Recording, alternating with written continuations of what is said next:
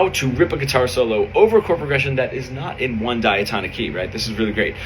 This is what we do in the chorus a little later on. Well, starting the chorus, right? Just playing like really blocky pentatonic guitar solos that go nowhere, starting them to moving that throughout the neck, right? Now we're getting to this. This is the chord progression that I use. It's Jammin' by Bob Marley, right? And it's a 1 minor to a 4/9, which brings us immediately to B Dorian, right? And then it's going to switch to a flat 6, that G major, to a 5 minor 7. I'm going to change it a little bit. I'm going to add the 7 here. So it's going to be a 1 minor 7 to a 4/9 to an E9. And then I'm going to do a G major 7, right, to an F sharp dominant. I'm even going to make it an altered dominant just to give me the functional harmony back to the 1 chord. Okay, cool. Now, can I visualize those chords, right? If I just take my 1 minor 7, can I play those in a couple of different areas around the neck, even some altered ones, like a minor 9 here, and visualize all 4 of those chords around the neck. Now it's starting to open up, because by this point I can play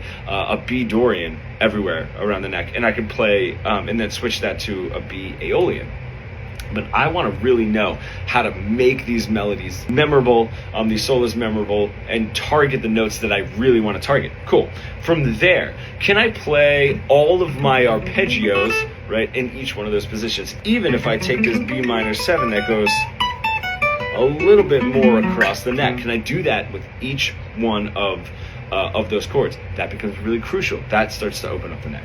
And then when it gets really creative, like after you're able to really get those arpeggios all up and down the neck, do I want to start making some really creative changes? Where do I want to do just arpeggios? Like a really great thing to think of is that natural 6 for that dominant, right? If I'm in the Dorian, how do I want to address that flat 6, that G major? Do I really want to hit that natural 6 and then go for that flat 6, or do I want to keep it a little bit more subtle? Maybe when I get to that 4 chord, I want to take that and I want to make it a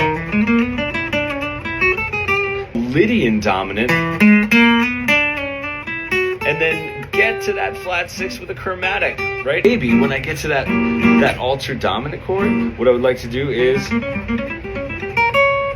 a diminished run, which just outlines, instead of an F sharp 7, it gives me an F sharp flat 9 chord that never touches the root, right back into the 1. If you're an intermediate guitar player stuck in that robotic, boring pentatonic plateau that we all get into, you want to bridge the gap between your creative ideas and what you're able to play, becoming fully fretboard fluent, comment pro below and we can get started.